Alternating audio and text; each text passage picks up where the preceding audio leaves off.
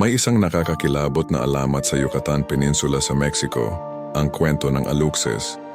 Ayon sa mga sinaunang Mayan, ang Aluxes ay maliliit na espiritu ng kagubatan, halos kasing laki lamang ng isang bata, ngunit may taglay na kakaibang lakas at kapangyarihan.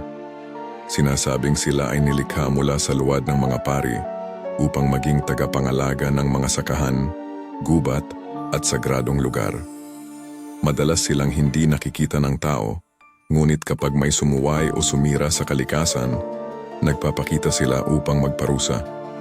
May mga kwento ng mga magsasakang nawawala ang ani, mga naglalakbay na naliligaw sa gubat, at mga batang nilalagnat matapos bastusin ang kanilang teritoryo. Sinasabing ang tanging paraan upang makuha ang kanilang pabor ay mag-alay ng pagkain o maliit na regalo tulad ng candy o mais. May mga tunay na insidente na iniuugnay sa Aluxes, tulad ng biglaang pagkasira ng mga pananim, misteryosong ingay sa gabi, at mga bakas ng maliliit na paa sa lupa. Kaya't hanggang ngayon, nagbibigay pa rin ng respeto ang mga tao sa kanila sa takot na magalit ang mga bantay ng kagubatan.